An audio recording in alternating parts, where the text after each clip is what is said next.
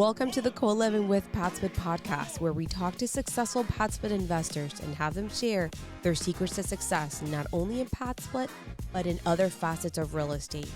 This podcast will help you expedite your learning to be a successful investor in the co-living space. We are your hosts, Ray and Oriana Nunez. Show us some love by subscribing and sharing so we can continue to bring on amazing guests. Hello and welcome to the Coliving with PadSplit podcast. And I'm your host, Ray Nunez. And I'm Oriana Nunez. And today we have Jake Stone. Jake Stone's visiting us from Jacksonville, a cool 2 hours away from here. But the knowledge and information that he's going to bring is definitely worth a course. And he's giving it to you for free today. He explains how he started in construction and was able to ramp up his portfolio of rentals and create a wholesale operation on his spare time. So stay tuned. Thank you for coming. Yeah, absolutely. Can't wait for you to share so much on your experience, your knowledge, your journey. You have so much to add to our audience, so we're just excited to have you. I'm excited because Oriana knows more about you. I know least about you. Yeah. I only know what I see. As a PadSplit rep, I can see internals, but I see your growth. You've had exponential growth. I've seen you, seems like, get very organized, and so organized to the point operationally where you're at least now offering services. Mm-hmm.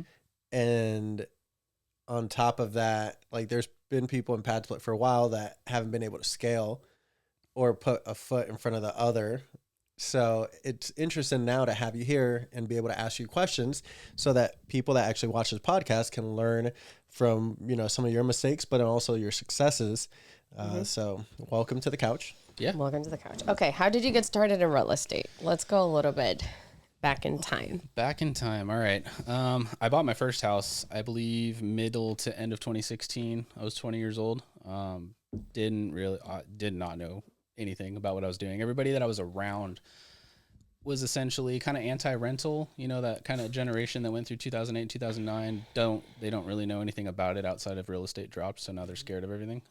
So like even my parents were anti-rental. And you bought it for yourself or is it an investment property? Kind of a mix. I bought it to flip essentially. Okay. And it was just one of those things. I'm like, I just need to buy something somewhere. I didn't understand anything tax wise, appreciation wise, anything like that. So ended up losing, I think, like $20,000 on it. I should have kept that property. Obviously, you should keep pretty much every property you buy for as long as possible, but I didn't know any better. And then when the thought of came up of like renting it out, everybody's like, don't do that. It's going to be a headache. You're going to lose all this money. And I was like, okay, we'll just kind of sell it and try to break even and whatever. So did that, bought another property basically. So you rented it? No, you sold it. No, I sold it and didn't make anything. I think I spent so I grew up doing construction, so I did a lot of the work on it.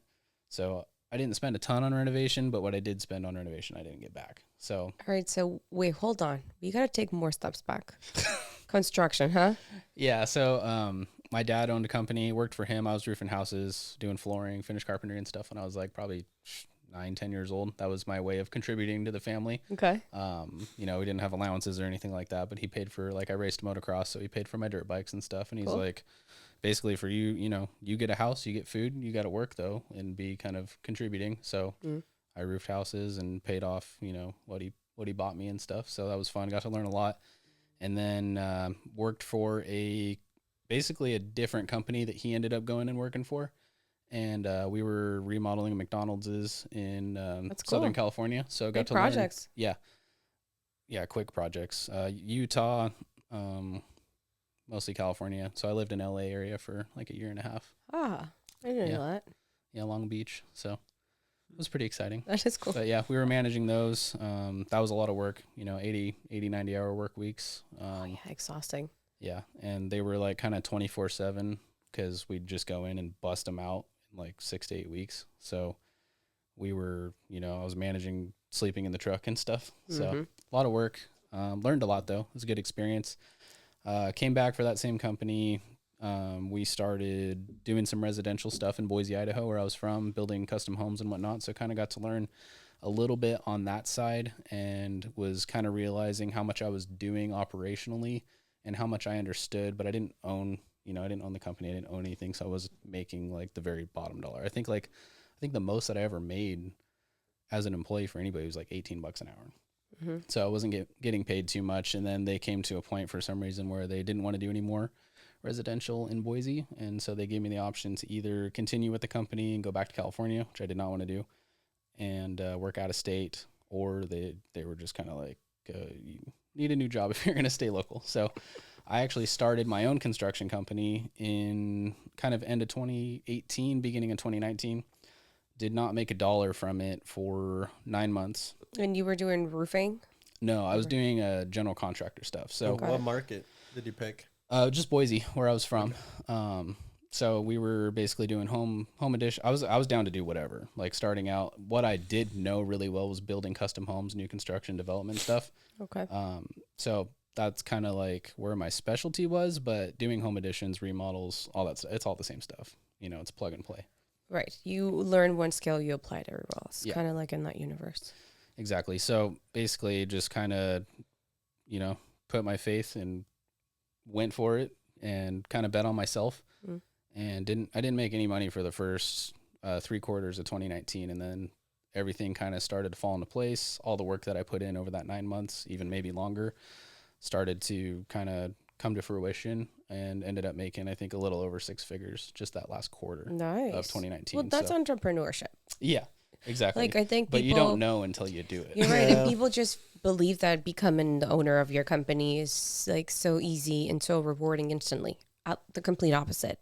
It takes so much time before you are actually being paid, because you got to supply payments for everyone else and everything else in the business before you can eat. Yep. Exactly. And the sacrifice is so much bigger. Yeah. Like I was living off of a credit card. Like I was like full 100% in, betting on myself. I don't want to work for somebody else. I want to own everything. I want to prove to myself that, you know, obviously this is possible because other people do it. So I'm not somebody who takes that victim mindset of like, oh, this person had better luck or better timing. It's like, no, you go do it. Yeah, exactly. So then real estate came across. You were managing the assets by doing the construction, but you were not holding or owning it. Yeah, I was building houses for other people. So I would do marketing and sales. That was kind of my specialty. I figured out I was really good on the phone. I wouldn't call myself a salesperson. I'm more of a marketing person. And then when I go to these meetings, I just put that marketing into a conversation with my clients, and they really liked me. And I was able to just win these jobs over left and right. And I think I had owned 3 houses now by the time I started my own construction company. So it kind of all correlates together, obviously. But and you were holding those. Yeah, I was doing buy and holds because I heard after the first property, I kind of started digging into the rental side. I finally discovered bigger pockets and stuff, and I was like, oh, people actually hold rentals and have success. There's a lot of investors who came out on top in 2008, 2009.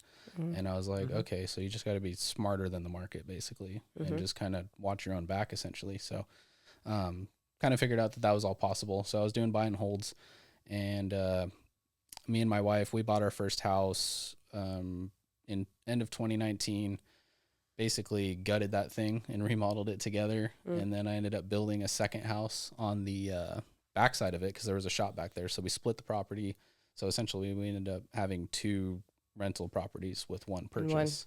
Awesome. And I did that with like the next 3 or 4, one way or another. So a couple of them I did RV spaces.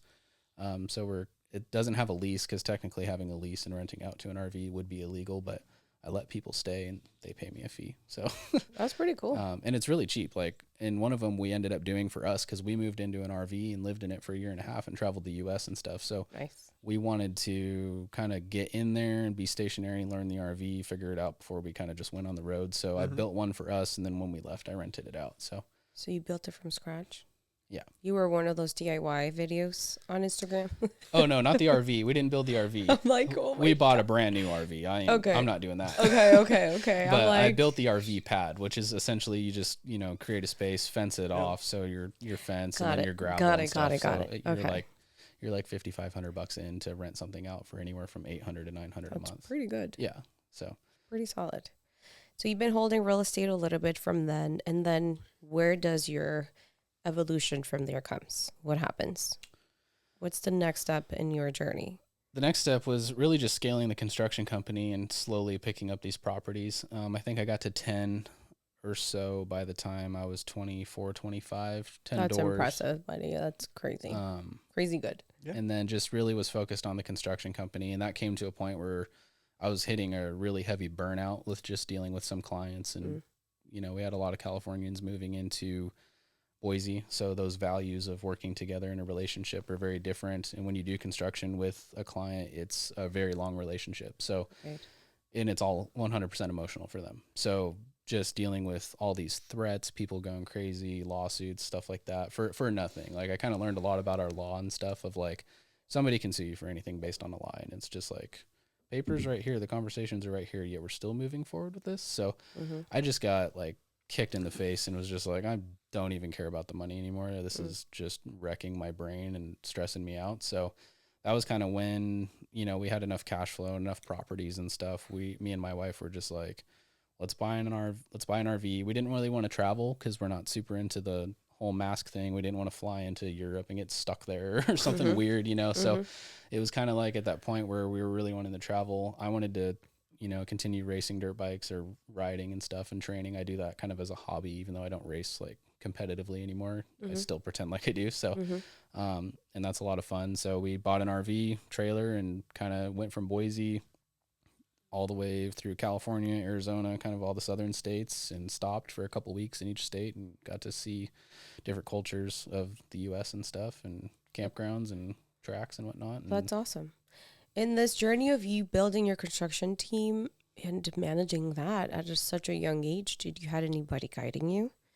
Not really, but I'm pretty analytical and I watch what everybody else is doing. So working for the other construction companies, I would ask questions like, you're the project manager, what do you do exactly, type of thing. I'm gonna write this down really fast. Yeah. And I mean, I'm not a note taker either, so I can memorize on the fly really well and just kind of do things. Like we would walk a project and I remember my boss would be like, you're not taking notes on this? I'm like, I don't need to. I'll just go do it. I'm going to go do it here in an hour anyway and get it done. Like I don't need to write anything down. So no, I didn't really have anybody guiding me. Kind of just figured it out. Construction's very simple, especially as a general contractor. You know, there's project manager, superintendent is somebody who's kind of on site managing everything day to day. I basically acted as the project manager because I mean, we were doing a lot. Like we were definitely doing 2.5 to 3 million a year, which is quite a bit. That is a lot of projects. So I had a superintendent. I actually ended up bringing his wife on to kind of be client relations, if you will, because I wanted to kind of step away from that. That was something that really stressed me out when clients get crazy and they're like, why isn't this done? And it's like, it's construction. We kind of told you at the beginning, like, we're going to shoot for this timeline, but there's only so much we can do. When Jerry the plumber's dog dies and he can't get to our project and he has 3 others in front of us, you know, it's kind of inevitable. And then with the market the way it was and how busy everybody is, it's not like I can go find another plumber to come replace him because they're still booked 8 weeks out, you know? Yeah. So there's really only so much we can do. I mean, this is 2020, right? Yeah. Everybody was staying home doing renovations and upgrades to their properties because everybody had time in there.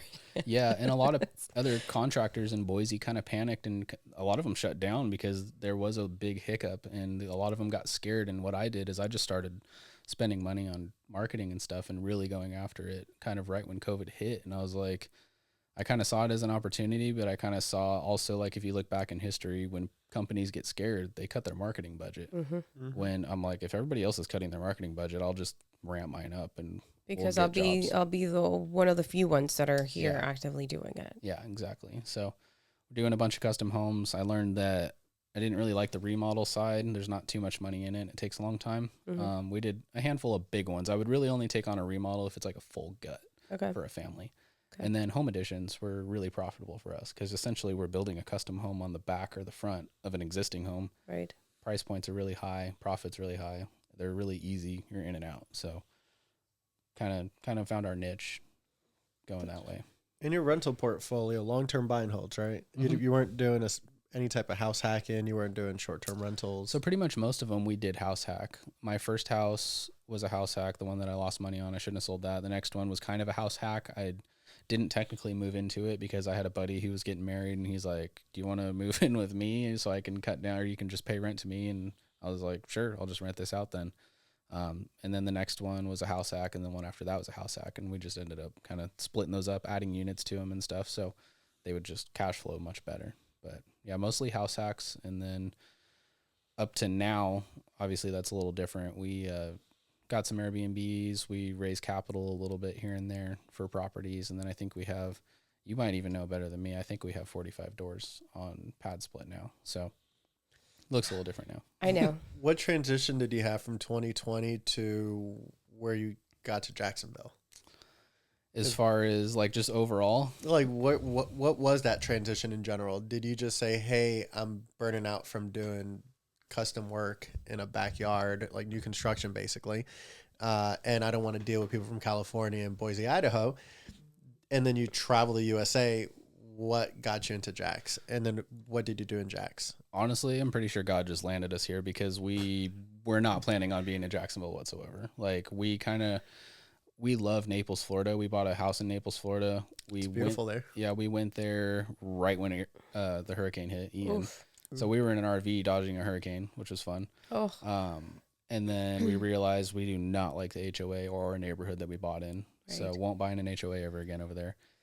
And so we sold that. But yeah, as far as just traveling the RV, we landed in Jacksonville, went to Gainesville, kind of just started exploring Florida a little bit. And then we actually went up the coast all the way to the Outer Banks. I raced a national in Pennsylvania, kind of made our way back down. And we just, I don't really know why we landed in Jacksonville. Personally, I really just liked the economy. I can see, like, even back then, I was like, this is kind of like the next Atlanta, the way Atlanta blew up, like kind of steady, and then just went up and plateaued and then just keep going up. So I was like, we need to buy real estate here. The economy's good. There's a lot of people here. It's growing like crazy. So that's kind of why we landed here, not necessarily to live here. I don't really want to raise a family here or anything, but I'm good to be here for, a couple of years, get our feet planted. Beach is nice to live. Yeah, it's still just so many people. I don't know. People. Boise, Idaho, the Boise, Idaho I grew up in was very small town, niche. Okay. Every store you went to, you'd see somebody you knew type of thing. When we visit Naples, that's kind of how we feel. Got it. But it's on the beach because that's why we came to Florida, because we love the ocean. Hello. Yeah. So the perks. Yeah, we don't really have like a reason why we landed in Jacksonville outside of that. But got it. Yeah, we bought a house and just kind of were like, we weren't sick of the RV necessarily. A year and a half in an RV is a long time, and it was fun. And it was kind of just like, I'm ready to park. I need to get back to work and do something outside of just ride and work out all the time. So, yeah, I don't know. We just it was like a good sabbatical year. Yeah, I definitely needed some time off, and I would definitely recommend that for anybody that's feeling, even if you don't feel burnout, just go travel and take some time off for sure. It's so healthy good for the mental brain. Health. Yeah, I agree. And it's fun, and I mean, especially like we were only married for a year when we moved into the RV. And then what was hilarious is when we moved back into the house, my wife's like, you're so far away from me. Like, we bought this house and it's like 2,000 square feet. Yeah, we're used to being like 4 feet away from each other at all times. And then I'm like, I had to walk like a mile to get to the kitchen, dude. Like, what the heck? So it was definitely a transition. But yeah, we got a house with a pool, and we didn't know really where to buy. Like, I'm not the biggest fan of our location per se, because we're not close to the beach, but I also didn't really want to put us in a position where I didn't know anything about hurricanes or what that looks like in Jacksonville or anything like that. So after seeing Hurricane Ian go through Naples, I can see the spots that didn't get flooded. So now I kind of know where to buy there. Obviously, a hurricane can hit anywhere, but at least I can, hedge my bets against another location that got flooded. So, and we're surrounded by lakes. So those lakes flood out too. Yeah, that too. Even when you're not close to a beach, you still have water near you. Yep. Somewhere. PadSplit came into your life. How did you find it? You guys, actually, I went to some for people watching. Ultimately, like, how did you bump into PadSplit? No, you guys, literally. Like, that was the first real estate meetup too that I've ever been to. I've never been a networking person. I'm like, really, the people that hire coaches and stuff. I'm just like I get it. And at a certain point, like, so I just started wholesaling, a wholesaling company nationwide a couple months ago, and you just said like I'm gonna in that time. What's that? You started the wholesale company like 4 months ago now, or in that time? No, 4 months ago now. Okay. And I talk to people, and I know enough to where I'm like, I know I can get us to probably $200,000 to $300,000 a month with my knowledge now, and I understand, yes, to get us to $500,000-$600,000 a month, I'm gonna need to hire a coach. And so now I'm thinking about it. Once we get to that point, but I've never really been like somebody that's like, oh, go spend $10K on a coach. I'm like, I'd rather spend $10K on getting leads or clients or something like that, because I know what to do with them to an extent, right? But yeah, that was the first real estate meetup I ever went to, and you guys were the ones presenting PadSplit. And I'm aware of the model. I'd never heard of PadSplit as the tech company before. Right. But like I did a lot of home additions and stuff for people who did student housing. This was familiar to you as you did it for your own properties and you were doing it for other people. Yeah. And I've never rented anything out really per room based, but a lot of the people that I did remodels or home additions for over in Boise next to the college, there's like 3 major owners that own, like, I swear 90% of the real estate over there. They were getting like $1,200 a room renting out to like frats and sororities, and just the parents would pay for it.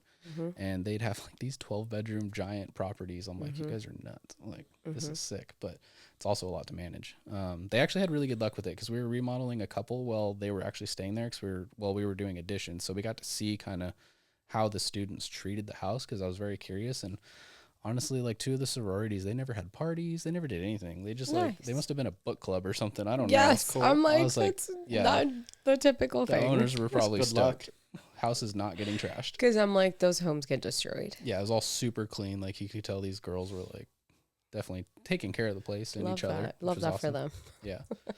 Like, so PadSplit came into play, and you were like, oh, should I not?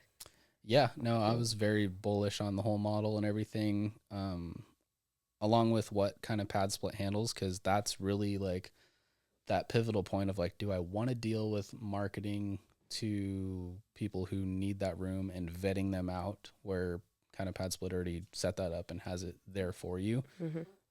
So that was, really appealing. And then obviously just the numbers, on paper, they work really well. So they work really well.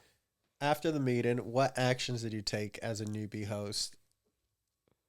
Because you're logical. What actions did you take immediately after? You researched PadSplit, I'm sure. What was the next steps?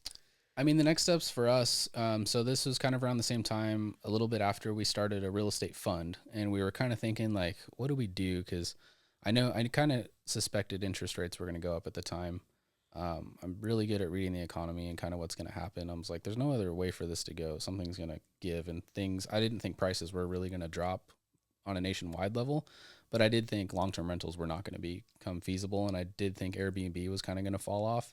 So we did a couple Airbnbs. Those were working really well. And then one of them we ended up converting to a PadSplit over in Gainesville. It works way better as a PadSplit. But other than that, we were just kind of basically starting to raise capital, like ran the numbers just to make sure we were good to, pay our investors and start picking up some PadSplits. And then that's when I listed my Naples property, because it was just acting as a rental. I was like, we may as well just list this and I'll go get a PadSplit, because it's going to cash flow way better. I'm going to buy in Jacksonville, in hopefully a decent area where the value is just going to go up a ton over the next 3 to 5 years probably. So it was a long process. I'm sure you remember. I was like, it was driving me nuts. I'm like, I can't buy a PadSplit yet. I'm just like waiting for somebody to like either give us some capital. It's super hard to raise capital right now. I was like, Jake, how's it going? He's like, I'm working on it. I know. I'm like, I'm going crazy sitting here. Like, we need like 10 of them right now. So yeah. And then it all kind of just clicked. Like, we got a bunch of investors, entrepreneurship, like kind of at the beginning, things just take time. And I think how many? We have like 6 now, and I think 4 of them came within like a 3-month time period. You were back to back to back to back. Yeah. Just rolling these out. Yeah. And we had an apartment building. So a couple of them are mine. A couple of them were capital raised, and our investors are very happy with them. They're getting paid. We're making a little bit off of them. There's enough for reserve there and stuff too. So,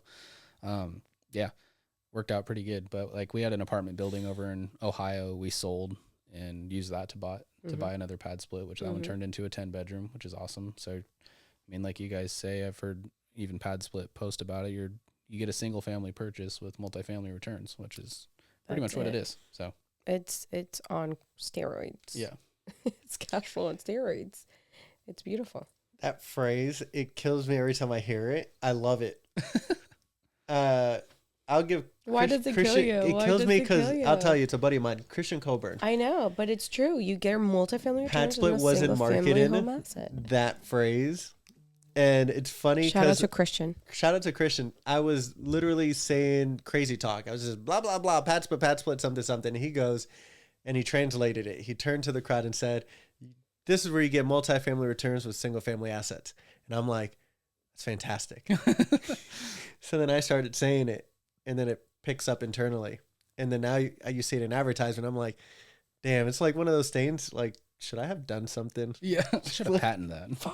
You owe me $10 every time you say we it. We probably can still. You probably could. No, still. I'm kidding. Anyway, Anyway, so you now have like over 40 units. Let's get into the nitty gritty because I know you're a very active operator. Yeah. And I love that. I love that you are. Let's do a process part by part. Let's do it. So, like, what goes this. into what works for you as a buy box for a PadSplit Correct. when you're analyzing it? Let's talk about your acquisition process and what is the ideal PadSplit after you've experienced, acquiring a couple of these. Something that's already been remodeled. Okay. I'm not really particularly worried about getting a deal. I know a lot of people are like, oh, I need to get something under value. I mean, the way the market is right now, we've gotten deals under value that are fully remodeled. So okay, I would rather get into something that's like been done already. I don't want to have to deal with doing a full remodel and then doing all the room build outs and everything as well. So I'm looking for something that's like new construction, ideally, depending on the area, right? Because we do have one where like I think our average room price is closer to the 185 a week range, where some of the other ones are like 159, 165. Mm-hmm. And I mean, we can talk about price points too, because I've told you I'm pretty irritated with some of these other PadSplit hosts that keep dropping their prices. I am too. Mm-hmm.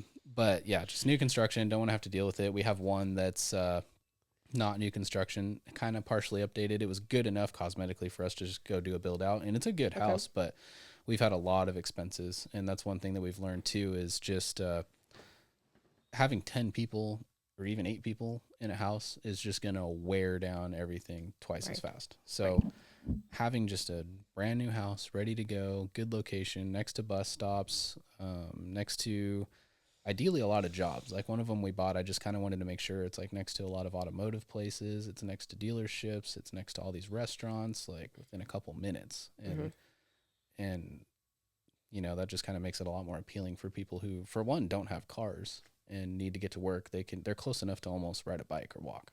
Yep. So just makes it more feasible, but definitely something that's been remodeled, and ideally 1,600 square feet, kind of on the minimum side.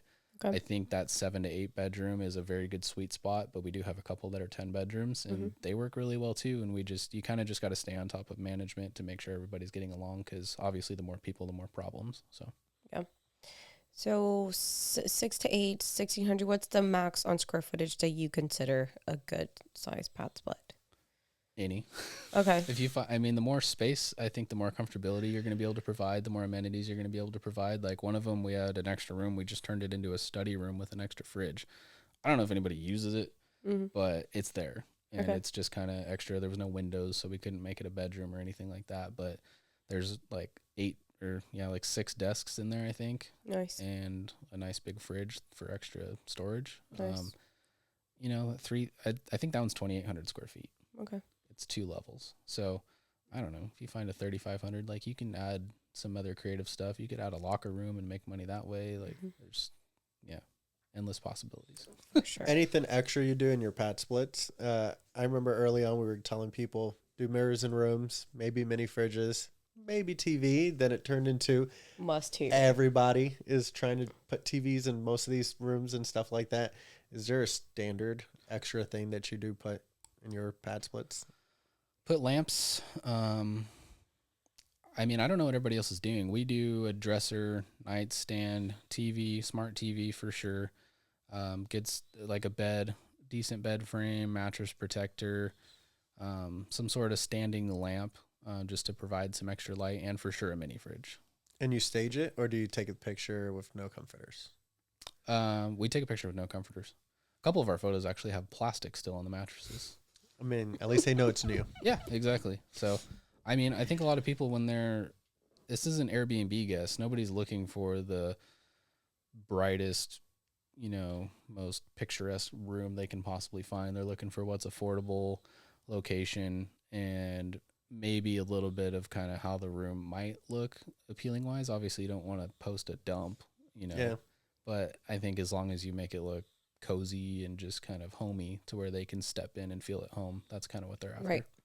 Yeah, that's true. We've seen a full evolution of PadSplit. Yeah, we've seen like bare minimum to like now a lot of included things into the room. Metal bed frame from Amazon at $50, all the way to platform beds and hotel furniture and all of that. So I like the hotel furniture. It's durable. It's meant to last a lifetime. Good and it just looks clean. It provides more space too because it's kind of slimmed down. So yeah, nothing insanely special. I think you got to keep in mind too as a host, like, not that I want to discriminate against the type of people, but we are low income people that are staying here. Your stuff's not going to get treated top of the line. So I don't want to provide and spend too much money on things that are just going to get destroyed. But I just make sure everything in the room is usable for somebody. So, okay, I like that. When it comes to now you on board, like, let's talk about like operation per se, right? Sure. Is that where you were going? Yeah, I mean, any part of the process, because I'd love to pick his brain. Yeah, so. I know. So we onboarded all your units. Obviously, we know the process. What are the biggest things that you've learned on the operation, on the day-to-day with these units? What are some practice? Some big good nuggets that, don't do this, do that. You've learned for sure. I think check-ins is really good. We don't do it too much because we are just kind of actively talking to everybody, and I have an employee who kind of handles all that. And but as far as just getting the rooms dialed in, making sure everything's very straightforward in your like description on how to like check into the room and everything, and just being ready and setting upfront expectations with your guests. Like, we let them know, like, we're not going to respond to every single message you send us within like a certain time frame. Like, give us 24 hours and we'll respond to you. If it's an absolute emergency, message us like 3 times because we'll get the notification, or shoot us a text. We will provide a phone number. But other than that, I want the messaging to be through PadSplit exactly. And I mean, I know PadSplit can only do so much on their end as far as vetting out. And I know like there's a different option. I haven't tried it yet as far as like, hey, we want people vetted out extra. Screening. Yep. And that kind of limits obviously the people, because traditionally with my rentals, I do enjoy helping people. I mean, I already had a tenant this year. They went through a hard time as a family, and I gave away basically between the mortgage and their rent, I gave them about $12,000. And so I don't mind helping people out, but we've had instances where there's drug deals going on in our house and being reported, and we're just like, okay, let's get to work on this now. So just that kind of fun stuff. But obviously there's some other people who may not have the best credit or criminal record, or whatever record, but now's their time to make that change, and they are going to treat your place fine. So I don't want to exclude them out either.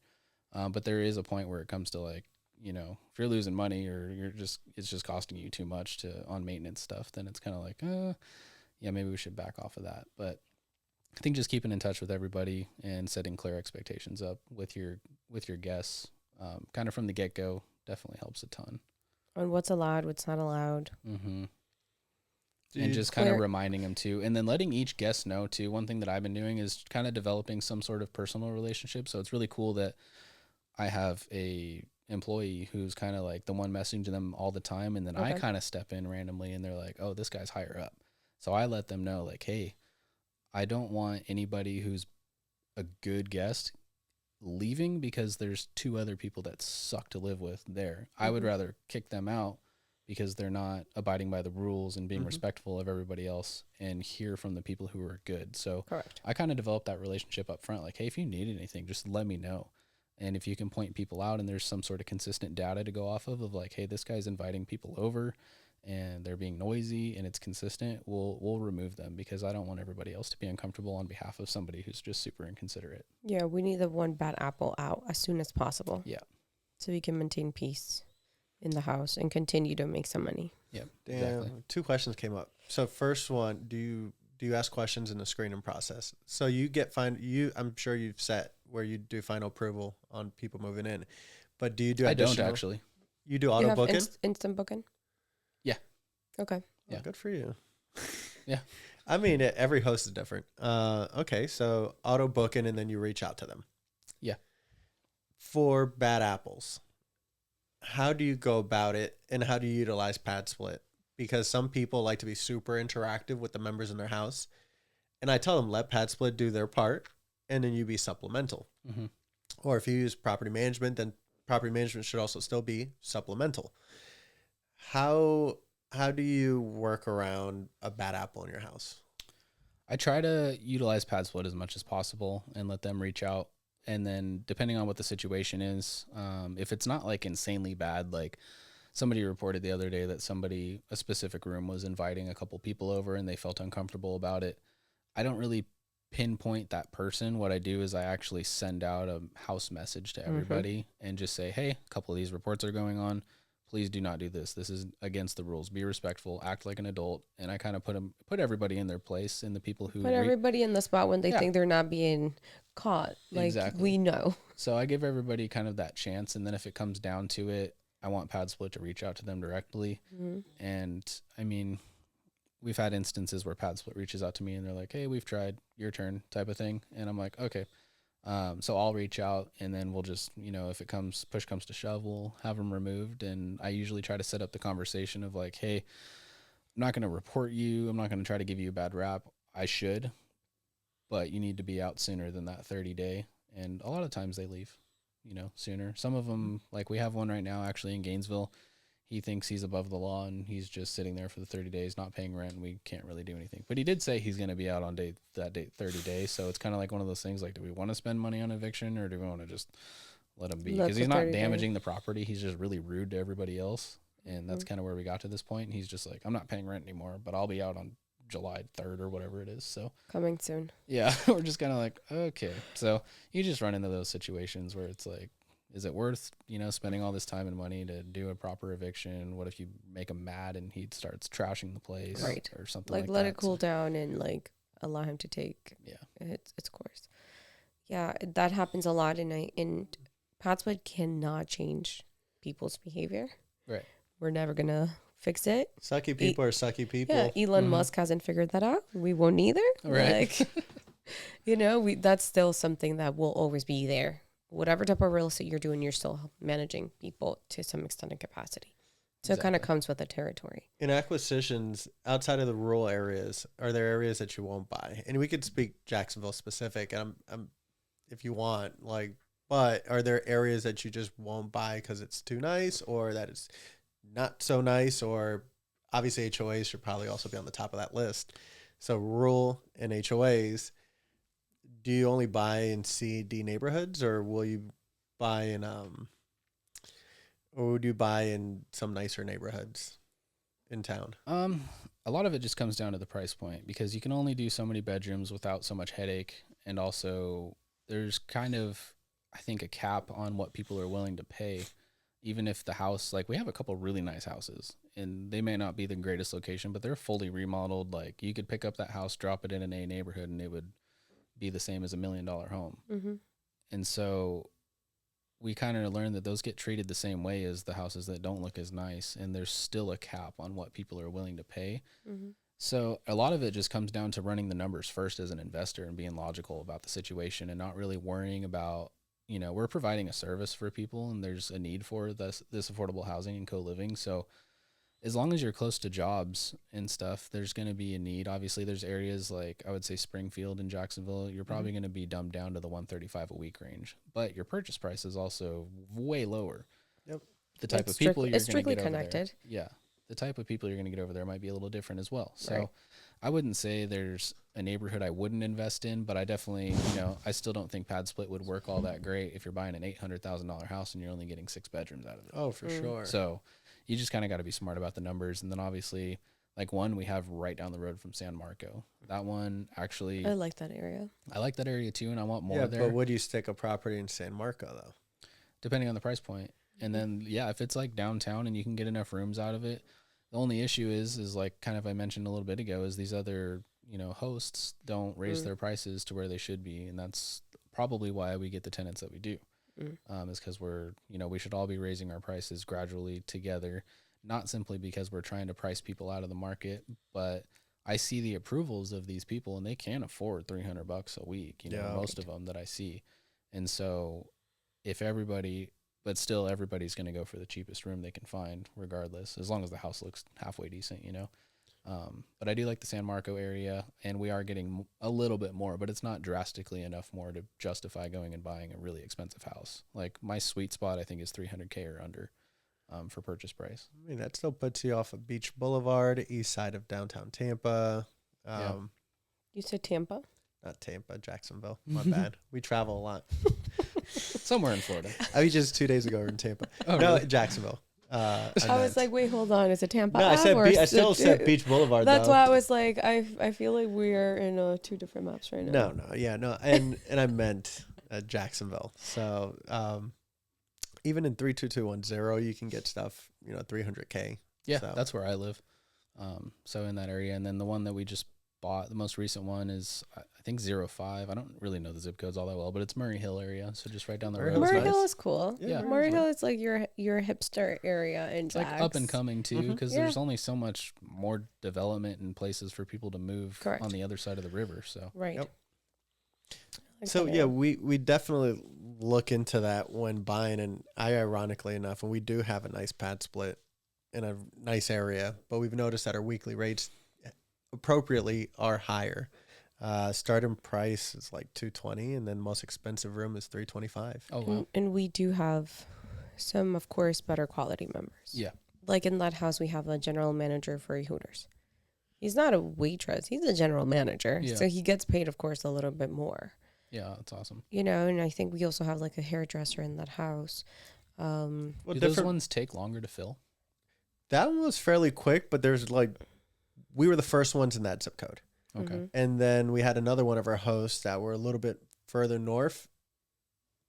Either neighboring zip code or the borderline end of our zip code.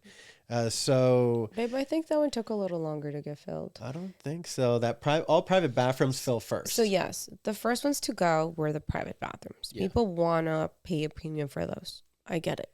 Like female and male, like you prefer to just have your own private bathroom, right?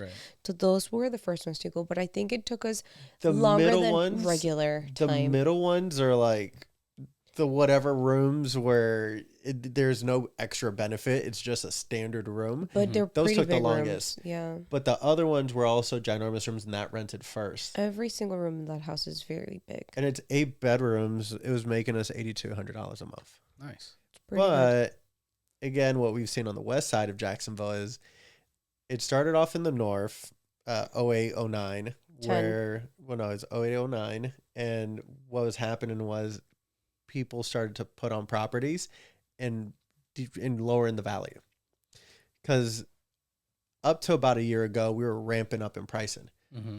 And we were growing the market. I remember one of our earliest hosts, he was at 130 when I first started in Jacksonville. And when we were doing events in Jacksonville and he got to see some of the newer hosts were saying they were hitting 200. Mm-hmm.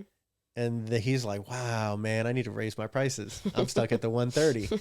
Well, funny full circle moment. Now we're kind of heading back into where we're seeing prices at 130, 140, 150. And it's like, we're still growing and we're expanding outwards into different pockets. But now we're seeing 32210 head in that same direction. Yeah.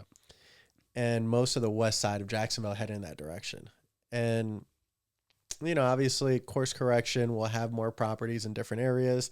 And I'm excited to see what you do with some of your properties as you expand and you understand marketing and increases. But it's a weird trend right now where we are seeing a lot of people price downwards, even though you have people that are approved for higher amounts. Yeah. And I think the hosts that are kind of trending downwards on their prices, they're naturally going to get hurt because the consumer is going to learn that, hey, when I book a property or a room that's $194 instead of $155 a week, I get a better experience regardless of the quality of quality of where I'm staying. The people that I'm staying with are better quality. So I think naturally that's going to take longer unless PadSplit does like a massive email or some sort of regulation on like, hey, you're in this area, your average price point's $175. Please don't list below $165. Like, if we're all up here, they're going to get listed. I've been listing mine traditionally over, or I've been using the promotion that PadSplit has, so I'll do a lower price point for the first 6 weeks of the room, just to help somebody kind of get in there. And usually they're still approved for a lot more. Right. And if every room is $175, guess what? You don't got an option. Yeah, exactly. But you financially can't afford to pay it because that's what you're qualified for. Yeah, exactly. Well, crap. I remember in Orlando when I had a host, like he started the market at 185, 190. Matt was like at 200. He was at 195. No, he was 200. So then the first person that was sub 200, maybe I lived it 3 years in. So 200, and there was one host that jumped into the market outside of what he was doing, and he's like, "Hey Ray, who's this guy that's at like 170? What's going on here? We got to stick together." And I'm like, "Dude, he's not my host. Like, I can't tell him what to do with his house." But that's funny. I remember moments like that. But we've seen, for example, Orlando started at like average of 202. We're at 210. Yeah, that's the direction you're supposed to trend. Correct. We're trending higher. Yeah. Right. And this has been a span of like maybe a year and a half, 2 years.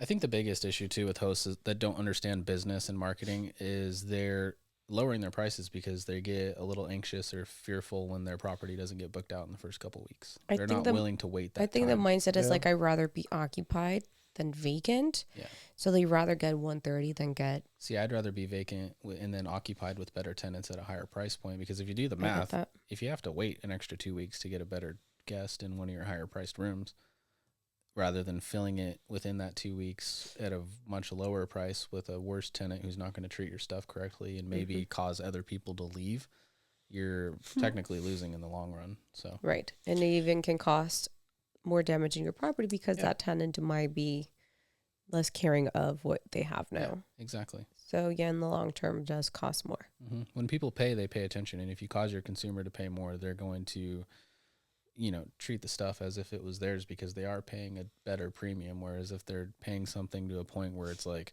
oh, it's only $130, I don't need to treat this correctly type of thing. I don't need PadSplit, then that's what they're going to do. So Jax is growing so much. Yeah, they just passed, I think, Austin, Texas for top 10 population in the U.S. Really? Yeah. I believe it. Well, it is the biggest land of mass. Yeah, square footage-wise or mileage. Correct. In the entire country. Yeah. So that alone is like crazy. Big area. So crazy. Like every time we go, we're like, oh, we're just going 20 minutes west, 25 minutes east. And it's like, we just covered a lot of land. Yeah. And it's only going to get bigger too, because I think there's going to be a giant migration internally, because when you look at Orlando, Miami, Tampa, there's only so much more development land available. And then when you That's very true. come to Jacksonville, there's like a whole nother Tampa available to build on. So it's like people are going to get way too crowded and they're going to move. Yeah. Eventually. It is growing outward. It is. Orange Park is growing. You're saying Jax. Yeah, as we see like Orange Park develop, and I keep seeing zip codes pop up as I'm researching properties for people. It's like the Orange Park near the mall, but then there's a whole nother development of Orange Park, brand new construction with brand new plazas, and you're just like, where are they building? And Florida's done such a good job with their infrastructure to where people don't mind living a little bit farther for an extra 5-minute drive to your amenity when traffic is not that bad. Like I was just in Boise, Idaho, and they were like top 3 in the fastest growing cities in the nation for a while during COVID and stuff, even before that. And I don't know who's in charge of our infrastructure over there, but they're still building 2-lane roads. And then they're building bridges over these 2-lane roads to where they're going to have to knock that bridge down. They're sucking right now. Yeah, to make it a 4-lane eventually. And it's like, oh my gosh, what are you guys doing? Like, clearly Boise's growing. Like, Meta's building like a giant 30-acre facility or something. Amazon's building another facility on the airport. I've heard rumors of Amazon having an airport for shipping in and out, because I think Idaho's tax rate on import-export is really, really low. So you get a lot of people like FedEx and UPS. They're starting to put headquarters there because it's just more affordable. We do have a lot of investors that are heavy invested in Boise. Yeah. So this is definitely not a new thing for us. So many of our clients are like, no, Boise, Idaho. We're like, but what's over there? Desert. And a lot of people opportunity. Going there. Yeah, land opportunity is what it is. What changes do you see for Jacksonville? Because when people ask me, hey, what's in Jacksonville? This is from a person that's used to Orlando, and we have Epic theme park coming up. We have another 5th Disney park, supposedly. We see the growth. We see the traffic. Someone in Jacksonville that's in tune with that market. Other than the military bases, what's driving growth out there? Yeah, or what's the potential that we have the beach. Has? The beach, I think, is kind of that big, probably the biggest amenity where a lot of people, when you're not near the beach at all, period, 50 minutes to an hour to the beach is not that big of a deal. We're about 40 minutes from the beach from our house. I would personally love to be closer because I like to go paddleboard and surf and swim and stuff. But for those families that are like, we just want a once every 2 week visit to the beach, that 1 hour they're completely fine with. So that's a big amenity.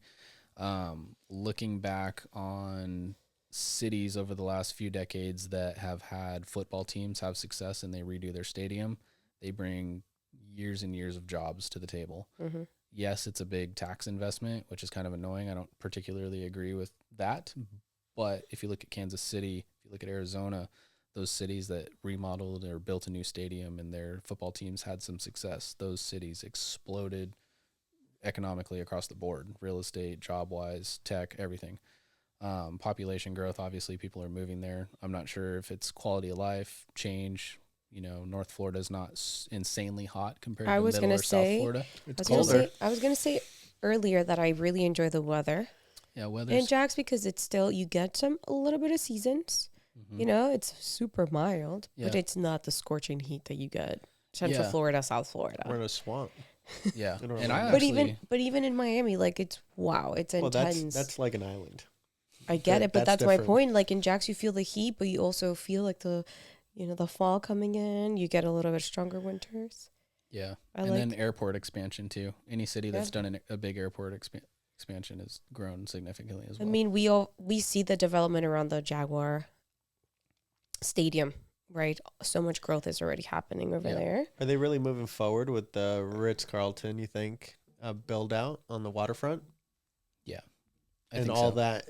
Because I think that's a private investor that's actually funding that, and he's getting a grant, I'm pretty sure, to kind of I don't really know the whole situation, but I don't remember his name. Do you know the big billionaire investor that keeps buying up all, like, he's redoing Jacksonville, like kind of buys JWB. Yeah. No, is that who it is? Well, there's a group called not J, that's a freaking thing, but JW. It is JWB. I don't know if he's a billionaire though. And then there's Isn't he like kind of an Indian looking dude? And then that's the guy who owns owns that guy. The Jaguars. Oh, okay, so he actually owns the Jaguars. Yes. So he bought like all of downtown Jacksonville and he wants to like redo the whole thing. That's smart. A big portion of the beach too he just bought and wants to redo, add restaurants. He's gonna own the city. Yeah, but he's doing something good with it at least. Yeah, he really is. So yeah, there's a lot of growth to be had there, and like we said too, like there's just a lot of land left to move to, like, to develop.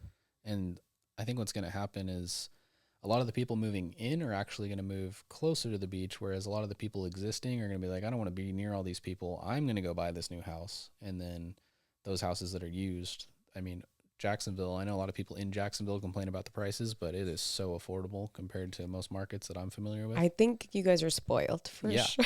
Like we bought our house. If I picked my house and dropped it in Boise, Idaho, it'd be like a $2.5 million house, like half acre with a pool, 2,000 square feet. Like we paid like $345 for it.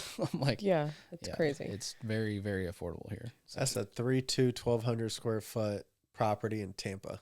At that price. Yeah, point. we've been just looking. We like to look at properties, and it's like not renovated, 1950s, and they're going for like $750. And you're just like, but what's the value here? I know, right? It's like, what amenities got added to justify this price point? Right, all the way.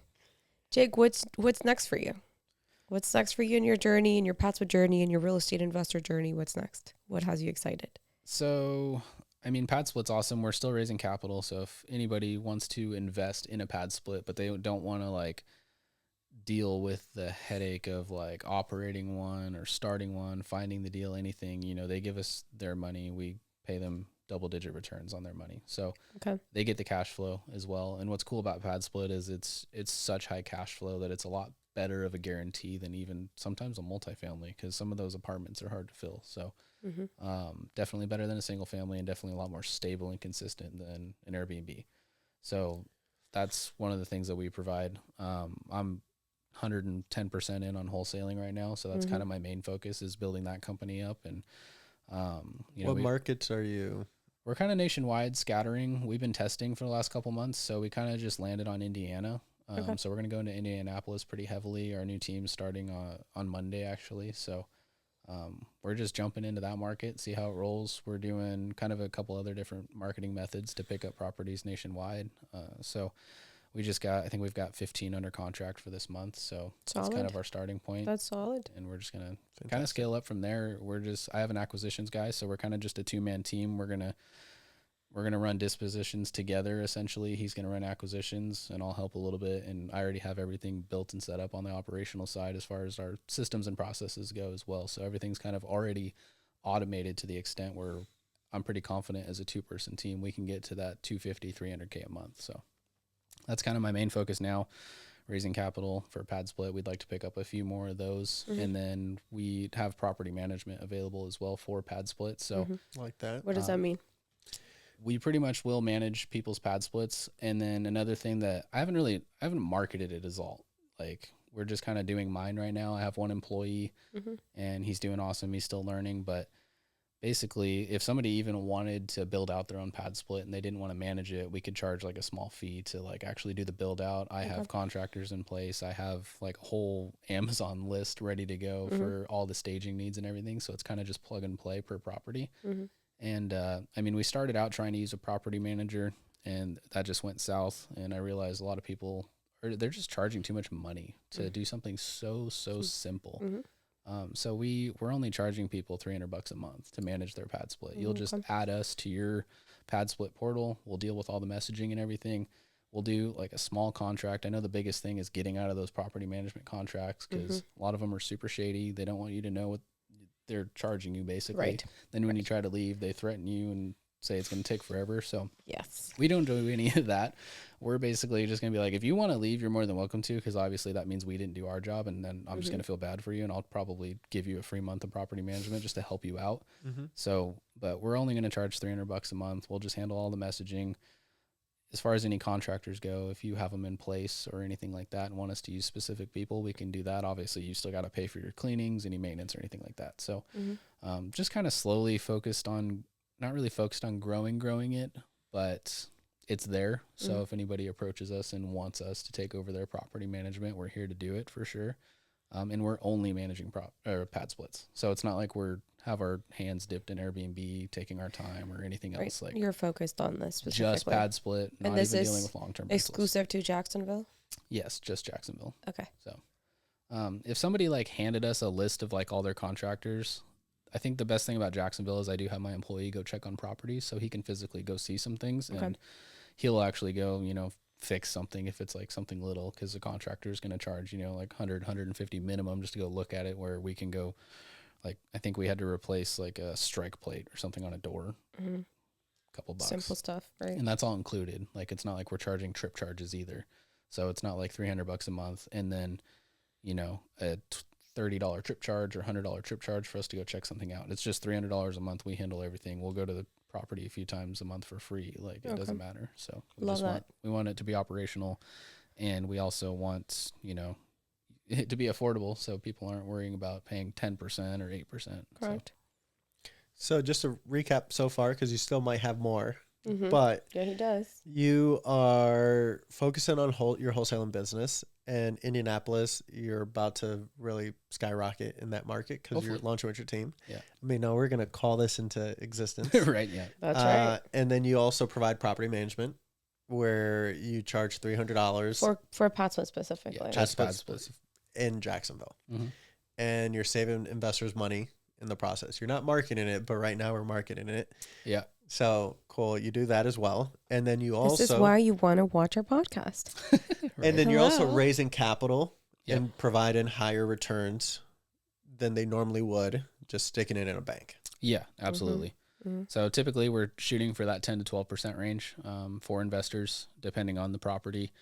Lately, obviously with interest rates, it makes it a little hard, and we're very transparent. So like if interest rates come down and we're allowed to refi, some of these properties, and there's a little bit more money there, we'll raise their investment up to like 12 or maybe even 14% sometimes, depending on what that looks like. But 10 to 12% invested into PadSplit, something super stable, something that's needed, is a lot it's just a lot better than investing into a single family rental that's long term. So, and they get an opportunity to help out the community that needs it. So I agree.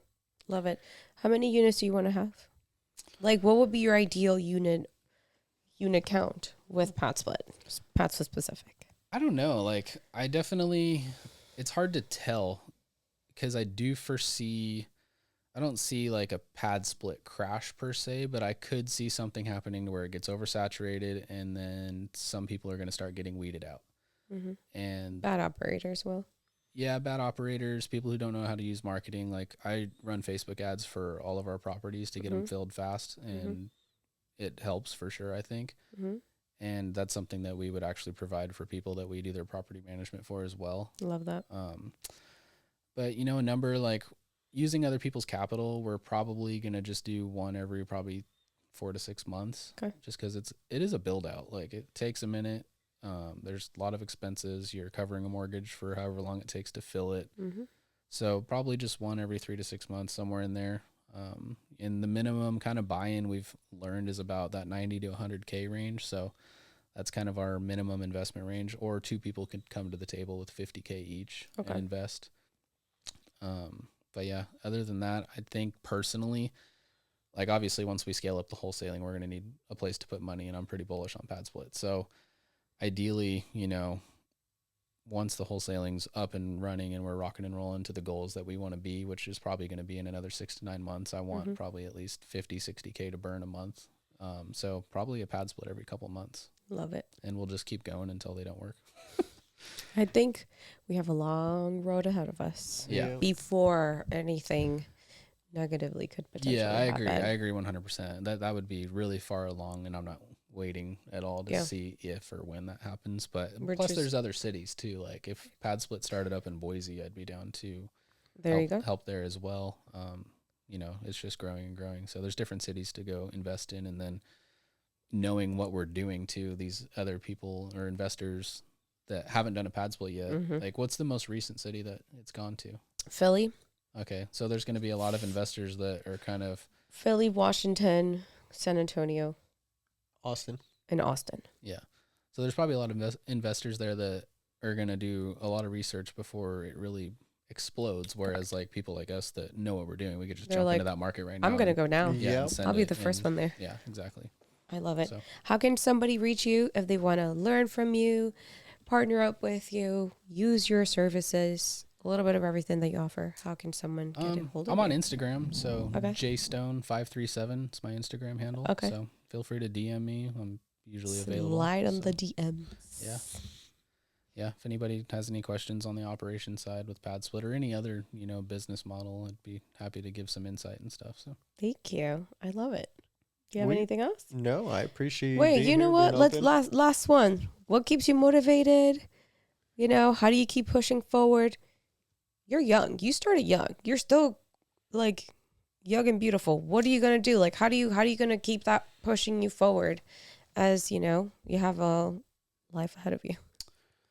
You know, I treat business just like a sport, and essentially, it's like I really enjoy doing it. Like, I'll never retire. I don't feel like we're ever called to retire necessarily. As long as you're doing something you enjoy, and so there's always gonna just be something to do that's fun, that's going to provide some sort of value to the community and other people. So along with that, you know, you can't really change the world without money as well. So money's just one of those tools you kind of always have to have. And the more of it you have, the less problems you'll have. So other problems come up, but they're solvable. Right. You know, I find very much enjoyment in solving problems. So outside of that, you know, ideally I'd like to retire my whole family at some point too. Yeah. And we can all chill on the beach, and I can give them jobs elsewhere if that's what they feel they need to do. But that's kind of, you know, there's just always those bigger goals outside of myself that I'm always kind of focused on. We're going to start having a family of ourselves as well, me and my wife. So, I mean, I'm not going to do the whole public school thing. We're going to homeschool and everything. And I want to be around as well, but I also want them to see me working too. So there's kind of an inspiration there. So yeah, just love it. Yeah, I don't know, trucking along. I don't think I'll ever run out of motivation. It's fun being disciplined, and just having to have problems. Motivation runs quickly. Discipline never goes away. Yeah, exactly. Same with sports, riding dirt bikes and racing. Like, a lot of people don't comprehend like how hard of a sport that is and how much training is involved. And you have to love it and you have to enjoy the grind. As most people say, you have to enjoy the process rather than where you're going. So I think I really enjoy the process of sometimes getting my teeth kicked in. Honestly, it's fun. And, this life on earth is so temporary. So it's just like, I don't really stress about any major problems. We'll get through it one way or another, or we won't, and we'll learn something. So it's not the end of the world. I actually have a question. Yeah. Last one for me. Yeah. You've not done education prior, like coaching? A little bit, actually. What are you going to do, or what are you doing to help grow your wholesale business? Because there's only so much you can learn from free meetings and local RIAs and local wholesalers. How do you continue to expand? Because all your information can't come from free, like bigger pockets and stuff like that. What are you doing to continue to sharpen your tools and continue to expand on what you're doing to not plateau? I mean, when it comes to the wholesaling, it's not rocket science. You get a property under contract. It's a numbers game, how many people you can reach. I think that's the same thing with every business model. Same thing as my construction. It's, you start with the marketing, you start with your sales process, and then you execute on the product or the service. And I mean, there's really only so much to learn until it's a matter of like systems and processes and just dialing it in, because it's just the same thing over and over again.